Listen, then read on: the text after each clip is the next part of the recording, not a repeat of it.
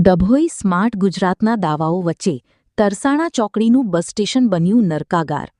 44 ડિગ્રીની કાળઝાળ ગરમીમાં મુસાફરો અને વિદ્યાર્થીઓ શેકાવા મજબૂર જર્જરિત હાલત અને ગંદકીના સામ્રાજ્યથી લોકોમાં ભારે રોષ ડભોઈ એક તરફ ગુજરાત સરકાર આધુનિક અને મોડલ બસ સ્ટેશનોના નિર્માણની વાતો કરી રહી છે ત્યારે બીજી તરફ ડભોઈની તરસાણા ચોકડી પાસે આવેલું બસ સ્ટેશન તંત્રની ઘોર બેદરકારીનો જીવતો જાગતો પુરાવો બની ગયું છે ડભોઈથી વાઘોડિયાને જોડતા મુખ્ય માર્ગ પર આવેલું આ મહત્વનું બસ સ્ટેશન હાલમાં ખંડેર હાલતમાં ફેરવાઈ ગયું છે જર્જરિત બાંધકામ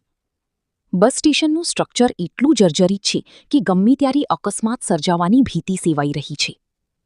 છતની દિવાલોના પોપડા ઉખડી રહ્યા છે જેના કારણે મુસાફરો અંદર બેસતા ડરી છે કાળઝાળ ગરમીનો માર હાલ ઉનાળાની સિઝનમાં તાપમાન 44 ડિગ્રીને પાર કરી ગયું છે શેડની યોગ્ય વ્યવસ્થા ન હોવાથી નાના બાળકો વૃદ્ધો અને વિદ્યાર્થીઓએ ખુલ્લામાં તડકામાં બસની રાહ જોવી પડી છે ગંદકી અને દુર્ગંધ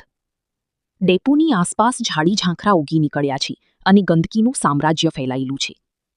અસહ્ય દુર્ગંધને કારણે મુસાફરો માટે ત્યાં 5 મિનિટ ઊભા રહેવું પણ મુશ્કેલ બન્યું છે